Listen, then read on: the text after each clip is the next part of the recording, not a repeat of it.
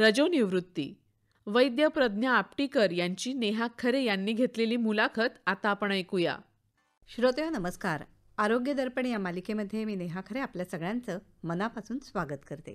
श्रोतेहो, मुलगी वयात येणं, कुमारावस्थेकडून तारुण्यामध्ये तिचा प्रवेश होणं, पुढे मातृत्व आणि त्यानंतर मासिक पाळी जाणं, या प्रत्येक टप्प्यावर तिच्यात शारीरिक आणि मानसिक बदल होत असतात. मासिक पाळी जाणं म्हणजेच रजोनिवृत्तीचा काळ हा कधी 4-6 महिन्यांचा असेल तर कधी वर्षसुद्धा लागू शकतं. या काळात स्त्रीच्या आरोग्याची काळजी कशी घ्यायची याविषयी आपल्याला मार्गदर्शन करणार आहेत वैद्य प्रज्ञा आपटीकर. नमस्कार. नमस्कार. वैद्य प्रज्ञा आपटीकर या गर्भधारणेमध्ये येणाऱ्या अडचणी, PCOD, गर्भाशय मुखाचा कर्करोग अशा विविध स्त्रीरोगांवर उपचार करतात. या क्षेत्रातला त्यांचा अनुभव मोठा आहे. प्रज्ञाताई, आम्हाला सुरुवातीला सांगा, रजोनिवृत्ती म्हणजे नक्की काय? मासिक पाळी जाणं हे आम्हाला माहिती आहे. रजोनिवृत्ती म्हणजे मासिक पाळी कायमची जाणं हा प्रकार आपल्याला लक्षात घ्यायला लागतो. ज्या पद्धतीने मासिक पाळी सुरू होते ते वय साधारण 12च्या आसपास आपल्याकडे सांगितलेलं आहे.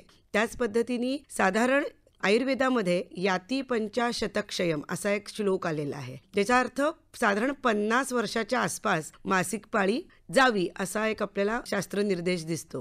पण म्हणजे अगदी 50 म्हणजे 50व्याच वर्षी जातं असं नाही, थोडंफार इकडे तिकडे 1-2-4 वर्ष होऊ शकतात. तर या ठिकाणी सलग 1 वर्ष जर मासिक पाळी आली नाही तर आपण त्याला रजोनिवृत्ती किंवा मेनोपॉज ज्याला आपण म्हणतो अशा पद्धतीची अवस्था आली असं म्हणायला हरकत नाही. बरं, रजोनिवृत्तीची अवस्था येण्याचं नक्की वय काय असतं? म्हणजे आजकाल असं आहे की मासिक पाळीसुद्धा लवकर येते आणि पाळी जातेही लवकर. तर अशा प्रकारे ही अवस्था लवकर किंवा उशिरा आली तर काय करावं? मासिक पाळी ही जी आहे ही काही लवकर आली म्हणून लवकर जाते असं नसतं. या ठिकाणी स्त्रीच्या शरीरामध्ये जी काही अंडाशय आहे त्याच्यामध्ये एक अनुवंशिकतेनुसार स्त्री बीजांची संख्या नियंत्रित असते. तर त्याचं जर डिजनरेशन किंवा ते जर लवकर संपले तर ही अवस्था लवकर येते. ते जर उशिरा संपले योग्य वयामध्ये तर ते योग्य वयामध्ये आपल्याला रजोनिवृत्तीची अवस्था येताना दिसते. आता आपल्याला काही वेळेला सध्याची जी ताणतणावात्मक परिस्थिती आहे, बदललेली जीवनशैली आहे, जागरणं आहेत किंवा इतर प्रकारचे पण अजून काही बरेच आपल्याला हेतू दिसतात, ज्याच्यामध्ये अतिशय तिखट खाणं आहे, सतत चिंताग्रस्त असतं अशा प्रकारची अवस्था असेल तर अशा प्रकारच्या अवस्थेमध्ये हे जे अंडाशयातले स्त्री बीजे असतात ती लवकर सुकायला लागतात, लवकर नष्ट होताना दिसतात आपल्याला. किंवा काही वेळेला अचानक कोसळलेलं दुःख असेल, शोकमग्न अवस्था असेल, सततचं रडणं असेल, डिप्रेशनसारखी अवस्था असते किंवा काही विविध प्रकारचे आजार जे आहेत दुर्धर, ज्याच्यामध्ये कर्करोगासारखे आहेत, ज्याच्यामध्ये रेडिओथेरपी, केमोथेरपीसारखे उपचार केले जातात, त्याचा साईड इफेक्ट म्हणून देखील आपल्याला ही अवस्था लवकर येताना दिसते. मग काही वेळेला अगदी 25-30 वर्षाच्या मुलींमध्ये पण ही दिसते, तर काही वेळेला आपल्याला 40-45 या अवस्थेमध्ये पण पाळी जाताना दिसते. आणि उशिरा म्हटली तरी सुद्धा आपण किती वर्ष बघावीत तर साधारण 50च्या पुढे 1-2 वर्ष, साधारण 52-53 पर्यंत तरी नक्कीच रजोनिवृत्ती यायला हवी. कारण त्याच्या पुढे जर जात असेल तरी सुद्धा तपासणं करून घेणं नक्की गरजेचं आहे. कारण त्याचीही कारणं काही वेगळी असू शकतात की इतकी दिवस असं रज प्रवर्तन म्हणजे मासिक पाळी होणं अपेक्षित नाहीये आपल्याला. पण म्हणजे योग्य वय रजोनिवृत्तीचं सर्वसाधारणपणे 40च्या पुढे म्हणायचं का आत्ताच्या काळात?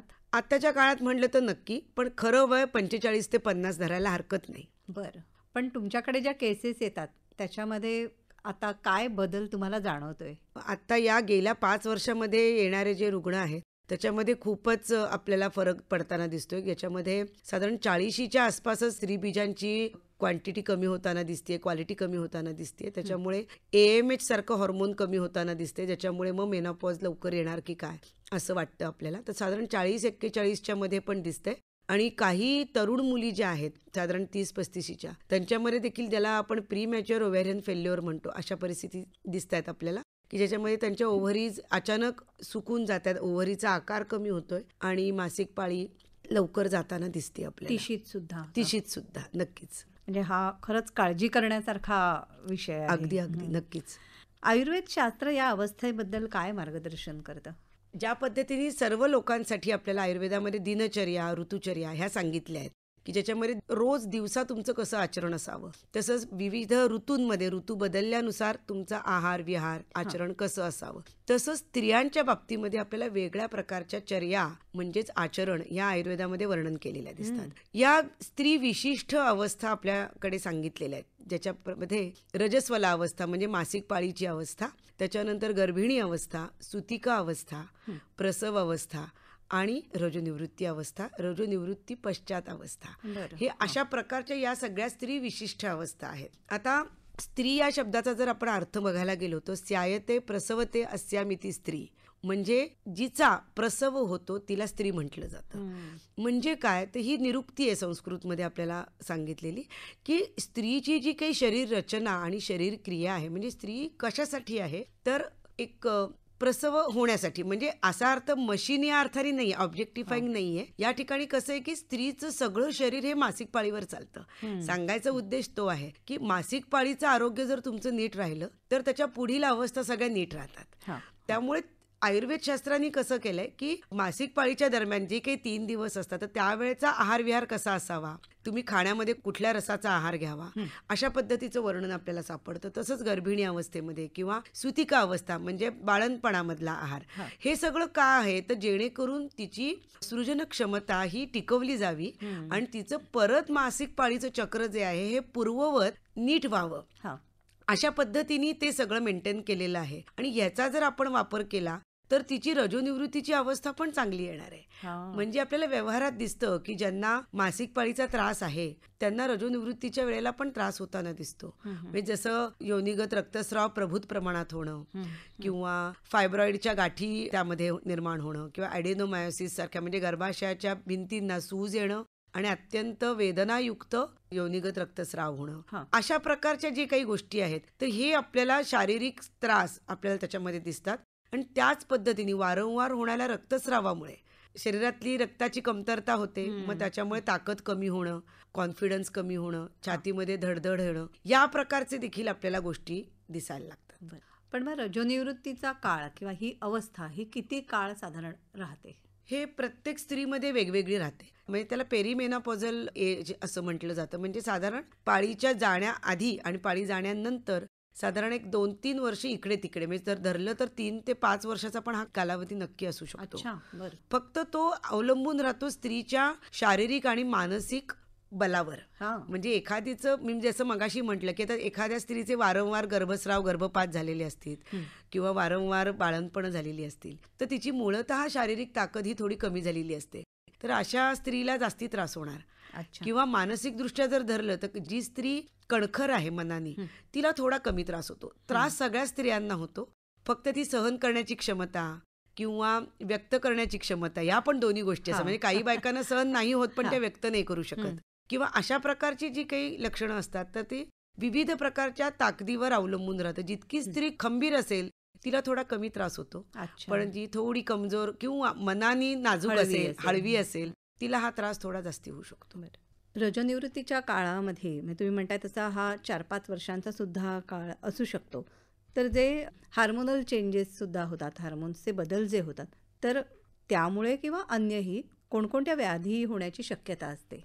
बऱ्याच बायकांना असं वाटतं की चला एकदाची पाळी गेली, बरं झालं, सुटका झाली आपली, असं थोडंसं वाटतं. परंतु पाळी येणं हे आपल्या स्त्रियांसाठी एक कवच कुंडल असतं. जितके दिवस पाळी येत असते तितकं नैसर्गिक व्याधी प्रतिबंधक क्षमतेचं कवच जे असतं ते स्त्रियांना असतं, ते गळून पडतं थोडंसं जेव्हा पाळी जाते त्यावेळेला. आणि त्या काळामध्ये त्यामुळे शारीरिक म्हणजे स्थानिक विकार आणि सार्वदेहिक विकार असे दोन्ही प्रकारचे विकार दिसतात आपल्याला. की ज्याच्यामध्ये सार्वदेहिक विकारांचा जर आपण उल्लेख करायचा झाला तर ज्याच्यामध्ये अगदी प्राधान्याने दिसतो तो म्हणजे डायबिटीस. म्हणजे पाळी गेली आणि डायबिटीस झाला अशा आपल्याला सध्या तर अनेक महिला दिसतात आपल्याला. कारण त्याच्यामध्ये जे काही हॉर्मोनल चेंजेस होतात आणि त्यावेळेला पाळी निर्माण होण्याकरता ज्या काही हॉर्मोन्स वापरले जातात ते आता बंद होतात वापरण्यात, त्याच्यामुळे काही गोष्टी तयार होत नाहीत आणि त्यातनं डायबिटीस होताना दिसतो. त्याच्याच बरोबरीने आपल्याला डिस्लिपिडिमिया म्हणजे कोलेस्ट्रॉलच्या तक्रारी किंवा अशा पद्धतीनं किंवा स्थौल्य. ह्याच्यामध्ये एक मी अजून सांगू इच्छिते की मेनोपॉजच्या काळामध्ये सर्व स्त्रियांचं थोडं तरी वजन वाढतंच. आता परत या ठिकाणी मगाशी म्हटलं तसं, जी अगदी आहार विहाराचं योग्य पालन करते तिचं कमी वजन वाढतं, पण जी अजिबातच पालन करत नाही तिचं जास्ती वजन वाढतं. पण वजन हे वाढणारच. म्हणजे जी बारीक असते ती थोडी बरी होते, जी बरी असते ती अजून थोडीशी थुलत्वाकडे झुकते, आणि जी आधी स्थूल असेल ती जास्ती स्थूल होते. लठ्ठपणा वाढतो.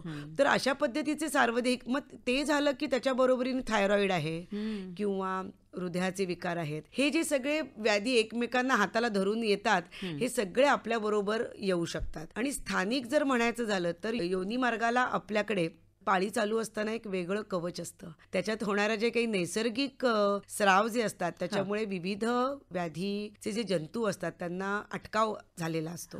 तर तो अटकाव आता बंद व्हायला लागतो. योनी प्रदेशी वृक्षता यायला लागते. मग त्यामुळे तिथं विविध जंतू संसर्ग होणं, ज्याच्यामध्ये मग योनी प्रदेशी खाज येणं असेल, किंवा सगळ्यात कॉमन जे आपल्याला दिसते म्हणजे वारंवार मूत्र संसर्ग होणं, युरिन इन्फेक्शन. कारण योनी मार्ग आणि मूत्रमार्ग हा स्त्रियांचा एकदमच जवळ असल्यामुळे जे चेंजेस योनी मार्गात घडतात ते तसेच चेंजेस आपल्याला तिथली त्वचा जी आहे ही वृक्ष व्हायला लागते, आवळून धरल्यासारखी व्हायला लागते. त्याच्यामुळे तेच सगळे चेंजेस आपल्याला मूत्रमार्गात दिसतात. त्याच्यामुळे मग वारंवार मूत्रसंसर्ग होणं हे एक आपल्याला कॉमन निश्चित दिसून येतं. आणि सगळीकडे ऐकिवात आहे आपल्या, ते म्हणजे गर्भाशय मुखाचा कर्करोग असेल, अशा पद्धतीचे चेंजेस देखील आपल्याला रोजनिवृत्ती काळामध्ये दिसू शकतात. म्हणजे त्याची सुरुवात झालेली असते आधीच्या काळात. याचं साधारण इन्क्युबेशन पिरियडच 15 ते 20 वर्षाचा असतो. तो अगेन ज्याला आपण इम्युनिटी म्हणतो, व्याधी प्रतिबंधक क्षमता जी आहे स्त्रीची, त्याच्यावरच अवलंबून असतो. पण त्याच्यामध्ये साधारण रजोनिवृत्तीच्या काळानंतर आपल्याला या व्याधीचं रूप निर्माण झालेलं दिसतं. म्हणजे अशा होतं त्याचं. करेक्ट. त्यामुळे असे विविध प्रकारचे व्याधी रजोनिवृत्तीच्या काळात आणि रजोनिवृत्ती पश्चात आपल्याला दिसतात. त्याच्यामुळे स्त्रियांना नक्कीच या काळाचं भान ठेवून आपल्याला काळजी स्वतःची घ्यायला हवी. आता या काळजी घेण्यातला एक महत्त्वाचा भाग म्हणजे तपासण्या करणं. तर या काळात कोणत्या तपासण्या करणं योग्य ठरतं? आता मी मगाशी म्हटलं तसं हा काळ बराच मोठा असतो. साधारण ज्या स्त्रीची मासिक पाळी अनियमित आहे त्यांच्या बाबतीमध्ये रजोनिवृत्तीची नक्की अवस्था आली की नाही हे थोडं डायग्नोज करायला अवघड जातं. कारण काही वेळेला त्यांना स्वतःला आधीपासूनच 5-5, 6-6 महिने पाळी येत नसेल तर ती खरंच रजोनिवृत्तीमुळे येत नाहीये का अनियमिततेमुळे येत नाहीये ते कळत नाही. मग अशा वेळेला काही विविध हॉर्मोनल टेस्ट आपल्याला करायला लागतात की ज्याच्यातनं आपल्याला ही नक्की रजोनिवृत्तीमुळे पाळी अनियमित आहे का हे आपल्याला कळू शकतं. म्हणजे मेनोपॉज खरंच आलाय का, त्यामुळे ते निदान त्यांनी नक्की करून घ्यावं. त्याच्याबरोबरीने मगाशी म्हटलं तसं स्थानिक विकार होण्याची जी काही असते त्याच्यामध्ये सगळ्यात महत्त्वाची जी टेस्ट असते ती म्हणजे पॅप्समियर टेस्ट, किंवा आता सध्या त्याला लिक्विड बेस्ड सायटॉलॉजी LBC टेक्निकद्वारे ही म्हणजे गर्भाशय मुख आणि योनी मार्गातल्या ज्या काही पेशी असतात या विशिष्ट पद्धतीने स्वॅबनी कापसावर काढून घेऊन त्याची स्लाइडमध्ये किंवा एका द्रावामध्ये काढून घेऊन मायक्रोस्कोप खाली त्याची चाचणी केली जाते आणि त्याचं निदान केलं जातं. तर ही खूप महत्त्वाची असते. त्याच्याबरोबरीने कॉल्पोस्कोपी असेल की ज्याच्यामध्ये एक विशिष्ट प्रकारची दुर्बीण असते की जी योनी मार्गामध्ये घालून अजून मॅग्निफाईंग ह्याच्याखाली आपल्याला गर्भाशय मुखाचं परीक्षण करता येतं. त्याच्यानंतर अजून एक असतं महत्त्वाचं ते म्हणजे स्तनाचा कॅन्सर असेल तर मॅमोग्राफी, सोनोमॅमोग्राफी ह्याची एक आपल्याला तपासणी करायला पाहिजे. आणि सगळ्यात महत्त्वाचा मी मगाशी उल्लेख करायचा राहिला माझा की जे सार्वदेहिक विकारांमध्ये तो आपल्याला सध्या मोठ्या प्रमाणावर दिसतो तो म्हणजे ऑस्टिओपोरोसिस. म्हणजे अस्थि घनता कमी होते, त्यामुळे पुढच्या आयुष्यामध्ये संधिवातासारखे किंवा ऑस्टिओपोरोसिसमुळे त्यांचे फ्रॅक्चर होण्याची रिस्क वाढते.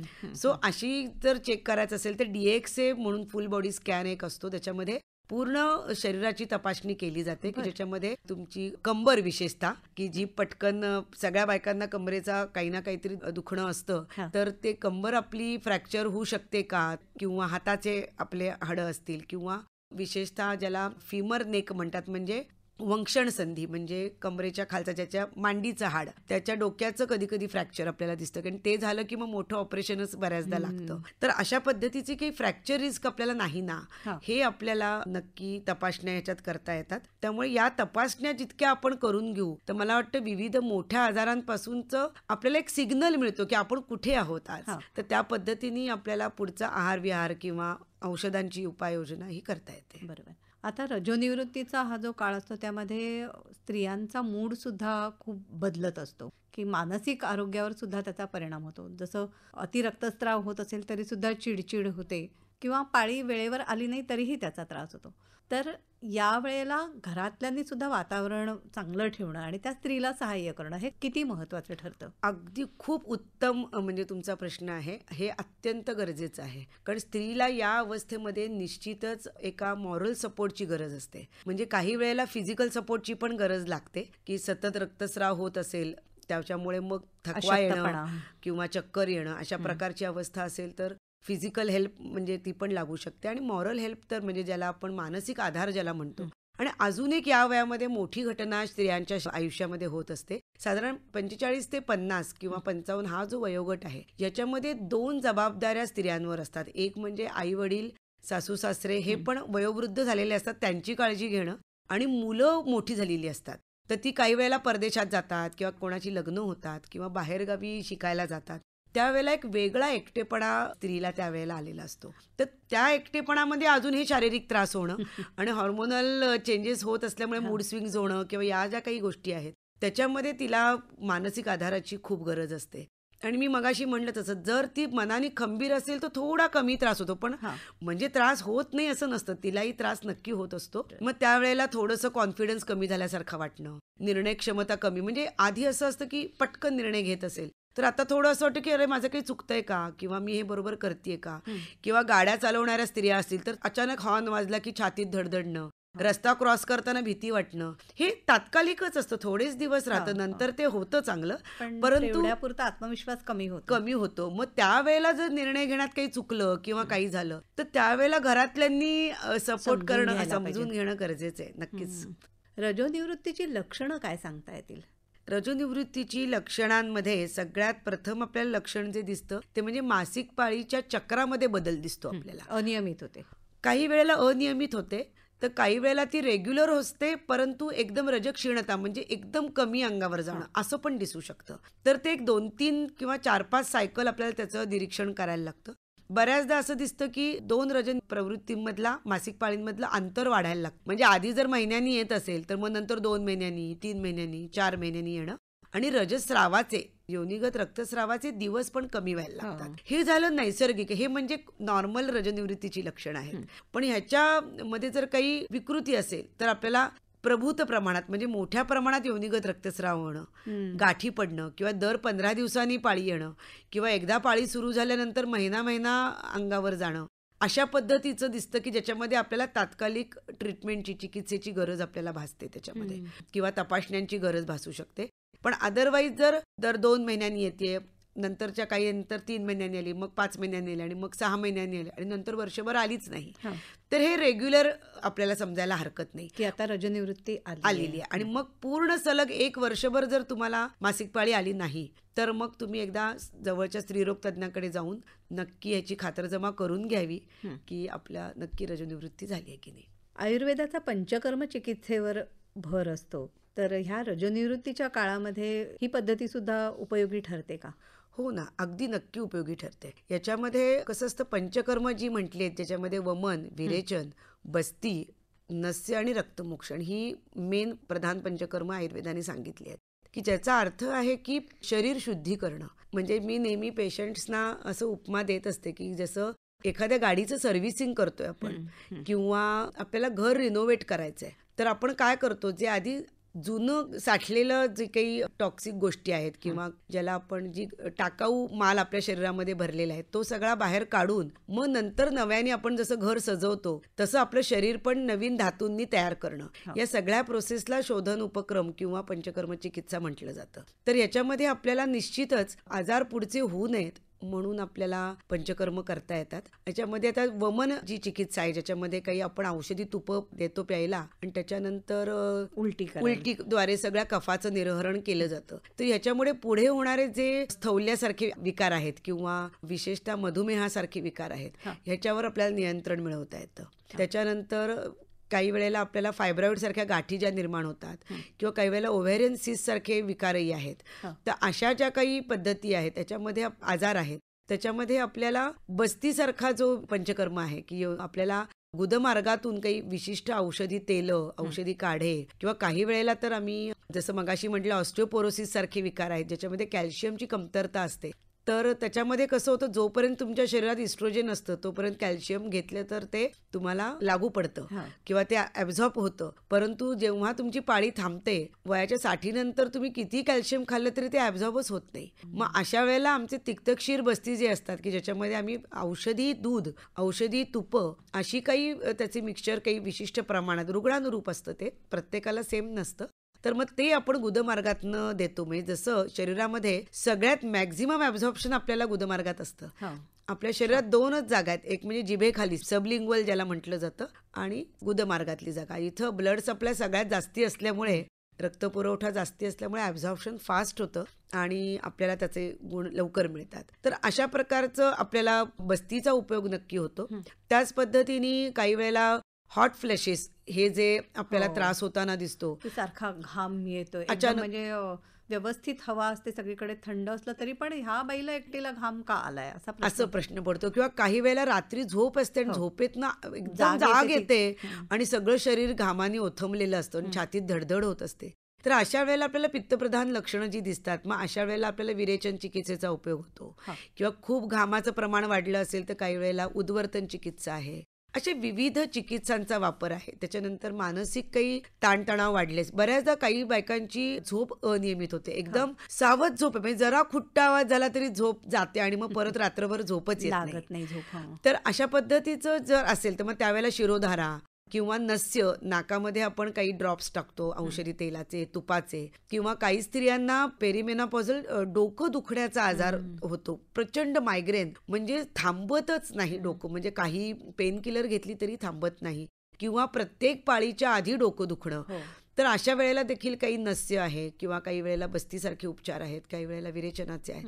असे विविध कस्टमाइज असतं, म्हणजे आपल्याला प्रत्येक रुग्णाची केस घेऊन ठरवायला लागतं की कोणाला कशाचा उपयोग होईल, पण याच्यासाठी नक्की आपल्याला उपचार करता येतात. बरोबर. पण मग हा रजोनिवृत्तीच्या काळामध्ये त्रास होऊ नये म्हणून आयुर्वेदाने काही उपाय सुचवलेत का? अगदी भरपूर उपाय आपल्याकडे दिसतात आपल्याला या ठिकाणी.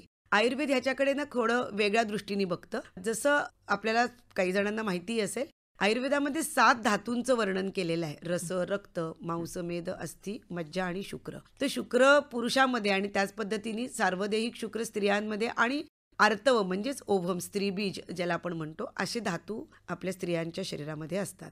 आणि याच्याच बरोबर उपधातू पण असतात, त्या धातूंपासून निर्माण झालेले आणि आपल्याला शरीर धारणेमध्ये मदत करणारे. तर त्यातला जो रज आहे हा एक रसधातूचा उपधातू आहे. त्यामुळे आपण जो काही आहार घेतो त्यातनं जो रसधातू तयार होतो त्यातनंच आपला रज उपधातू तयार होतो. रज उपधातू म्हणजेच मासिक पाळीच्या वेळेला होणारा स्राव. म्हणजे हा डायरेक्टली 100% आहारावर अवलंबून आहे. त्यामुळे आपला आहार जर पोषक असेल आणि योग्य षडरसात्मक असेल तर आपल्याला ह्याच्यावर नियंत्रण नक्की ठेवता येतं. आणि दुसरा जो भाग असतो तो असतो थोडासा ओजक्षयाचा, तात्कालिक ओजक्षय, जे मी मगाशी म्हटलं की शुक्र धातू नंतरचा जो उपधातू असतो किंवा स्त्री शरीरात आर्तव धातू नंतरचा तो असतो ओज. तो ओज ज्या वेळेला मगाशी म्हटलं तसं स्त्री बीजांची संख्या संपली की रजनिवृत्ती येणार. मग त्यामुळे त्याच्यातून निर्माण होणारं जे ओज असतं ते पण थोडं कमी होणार. तर ओजाची जी आमच्याकडे जी लक्षणं सांगितलेली, आपण जेव्हा म्हणतो ओजस्वी वक्ता किंवा तो अत्यंत ओजस्वी दिसतोय, तर हे जे असतं ओजस्वी याचा अर्थच की ज्याच्याकडे ताकद जास्ती आहे, बुद्धी चांगली आहे, स्मरणशक्ती चांगली आहे. तर आता त्यावेळेला ओज थोडं कमी होतं, कमी जास्ती प्रमाणात हलतं. त्यावेळेला मगाशी म्हटलं तसं थोडंसं बोलताना काही गोष्टी विसरणं किंवा आत्मविश्वास कमी झाल्यासारखं वाटणं, छातीत धडधडणं, ही लक्षणं तात्पुरत्या ओजक्षयामुळे आपल्याला दिसतात. मग त्यावेळेला ओजोवर्धक अशी चिकित्सा आमच्याकडे ज्याला म्हणतात त्याला रसायन चिकित्सा आणि ओजोवर्धक चिकित्सा ही केली जाते. त्याचबरोबरीने पंचकर्मातली शिरोधारा असेल किंवा स्थानिक चिकित्सेमध्ये योनी मार्गामध्ये काही पिचू ठेवतो औषधी तेलाचे, त्याच्यातनंही ती औषधं आम्ही पाठवतो. ते औषधी काही तेलं असतात की जी ओज वाढवतात. किंवा योनी मार्गात असणारा जो वृक्षता आहे ती कमी व्हायला लागते, वारंवार होणारा जंतुसंसर्ग कमी व्हायला लागतो. तर अशी काही स्थानिक जी स्त्रीरोगातली काही चिकित्सा आहे ही आपल्याला करता येते. आणि आहारातले बदल, व्यायाम सगळ्यात महत्वाचा. मी मगाशी म्हटलं तसं काही झालं तरी थोडं तरी वजन या अवस्थेत वाढणारच आहे. त्यामुळे नियमित चालणं, सूर्यनमस्कार किंवा तुम्ही योगासनं जर करत असाल, प्राणायाम करत असाल तर ह्याच्यावर नक्की आपल्याला विजय मिळवता येतो. आहाराच्या बाबतीत काय आणखी सांगाल मला? आहाराच्या बाबतीमध्ये निश्चित मी असं सांगेन की जो वजन वाढवणारा आहार आहे तो या काळात टाळायला हवा. म्हणजे कमीत कमी वजन वाढेल. आणि मगाशी जे म्हणलं की पुढे होणारे जे हृदरोग किंवा प्रमेहासारखे मधुमेहासारखे जे व्याधी आहेत त्याला थोडंसं आपल्याला अटकाव घालता येतो. म्हणजे साखरेचं प्रमाण आपण कमी ठेवावं. त्याच्यानंतर बटाटा, रताळी किंवा मका किंवा साबुदाणा हे जे स्टार्चयुक्त पदार्थ आहेत की ज्याच्यातनं डायरेक्ट साखर तयार होते, हे पदार्थ जर आपण आहारातनं आत्ता कमी केले किंवा अत्यल्प प्रमाणात कधीतरी खाल्ले तर आपल्याला वजन नक्की वाढणार नाही.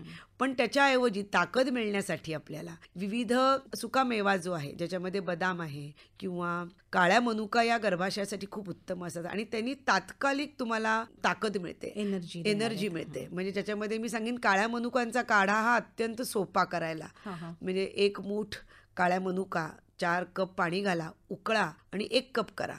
ते तुम्ही हे आयुर्वेदिक सलाईन आहे असं लक्षात घ्या. तुम्हाला वेगळं सलाईन लावायची पण गरज नाही. म्हणजे इतकं म्हणजे जिला रक्तस्राव पण जास्ती होतोय त्यांच्यासाठी पण हे अत्यंत पटकन शीघ्र म्हणजे लाभ देणारं असं आहे. त्याबरोबरीने कोहळ्याचा वापर वाढवा. कोहळ्याचा रस तुम्ही घेऊ शकता. ज्यांना जास्ती अंगावर पांढरं जातंय किंवा ज्यांना ताकद कमी वाटतेय किंवा काही वेळेला रक्तस्राव जास्ती होते त्यांना कोहळा, ज्याला पांढरा भोपळा ज्याला म्हणतात, बाजारामध्ये सर्वत्र मिळतो. तो काकडीसारखा किस्ता येतो, त्याचा रस काढता येतो आणि तो रसही तुम्ही डायरेक्ट पिऊ शकता किंवा तुम्ही त्याच्यामध्ये त्याची भाजी करा, साजूक तुपामध्ये फोडणी घाला आणि त्याची सुंदर भाजी होते किंवा त्याचं सूप बनवा.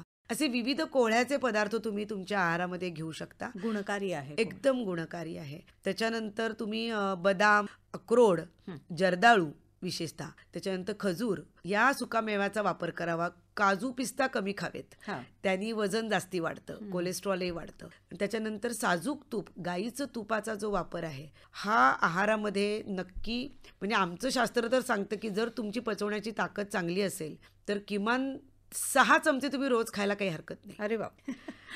म्हणजे तुम्ही तेलाचा वापर कमी करा पण साजूक तुपाचा वापर तुम्ही नक्की वाढवा. म्हणजे मी मॅक्झिमम 6 चमचे सांगते, पण तुम्ही निश्चित वापरू शकता. पण 2 ते 3 चमचे तर निश्चित घ्यायला काहीच हरकत नाही. तेवढं चलनवलन निश्चितच असतं. 2 चमचे तरी निदान नक्की घ्यायला.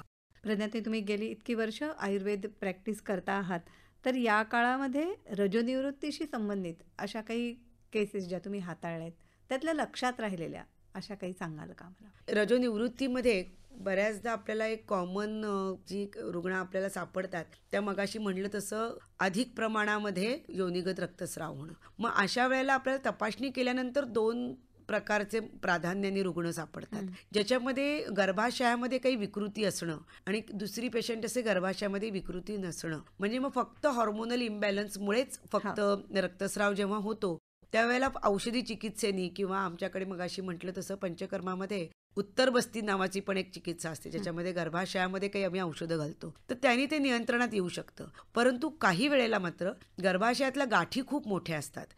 तर मला एक रुग्ण नक्की आठवते की जिचं वय साधारण 45च्या आसपास होतं आणि मेनोपॉजची थोडी सुरुवात झालेली होती आणि तिचं काही झालं तरी प्रभूत योनिगत रक्तस्राव मात्र थांबत नव्हता. अगदी गाठीच्या गाठी पडत होत्या. तर मग अशा वेळेला आम्हाला तिची सोनोग्राफी केली तर त्याच्यामध्ये खूप मोठ्या फायब्रॉइडच्या गाठी सापडल्या.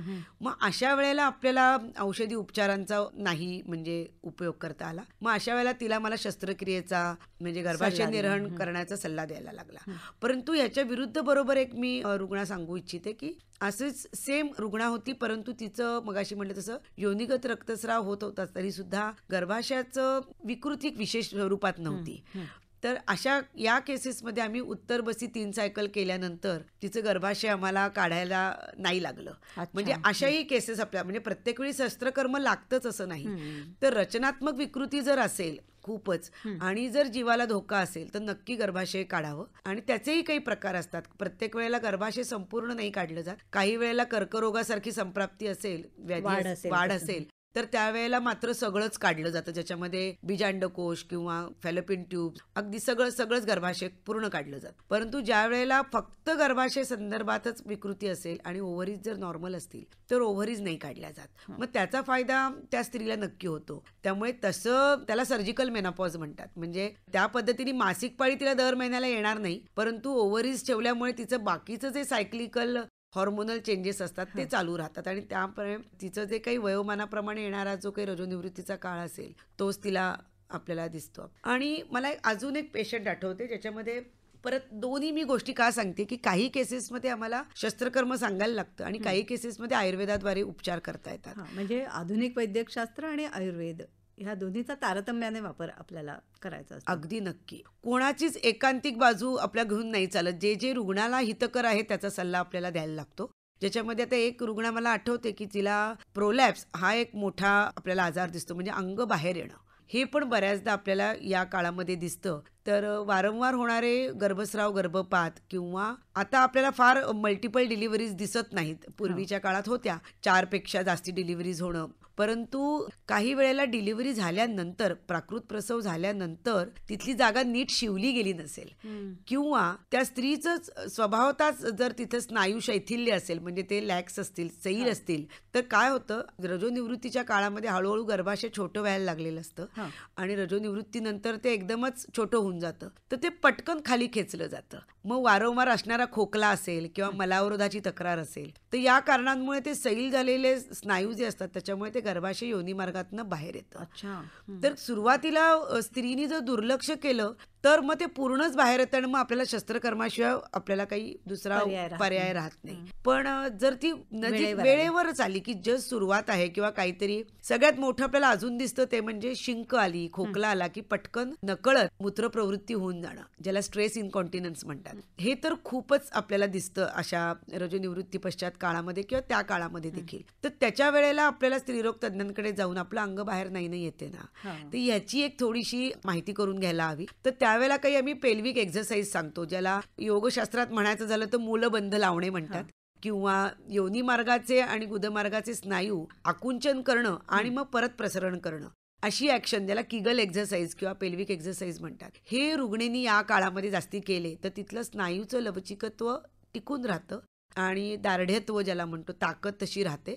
आणि आपल्याला काही मगाशी म्हटलं तसं योनी मार्गात काही कापसाचे बोळे, ज्याला टॅम्पून्स म्हणतो, तर ज्यांनी त्याला दार्ढ्यत्व येतं किंवा योनी मार्ग जो सैल पडलाय तो परत थोडासा टाईट करता येतो, अशा पद्धतीची ट्रीटमेंट आपल्याला करता येते. तर त्याच्यामुळे मग पुढे होणारा जो काही प्रोलॅप्स आहे तो टाळता येऊ शकतो. पण ते वेळेवर आली पेशंट तर. पण जर रुग्णा उशिरा आली तर मात्र मग सर्जरी किंवा शस्त्रक्रियेचा आपल्याला निर्णय द्यायला लागतो. वैद्य प्रज्ञा आपटीकर, आपण इथे आलात आणि रजोनिवृत्तीविषयी इतकी सविस्तर माहिती आम्हाला दिलीत, मार्गदर्शन केलं, मनापासून आभार मानते. धन्यवाद. धन्यवाद. रजोनिवृत्ती, वैद्य प्रज्ञा आपटीकर यांची नेहा खरे यांनी घेतलेली मुलाखत आत्ताच आपण ऐकलीत. ही आकाशवाणीच्या मुंबई केंद्राची निर्मिती होती.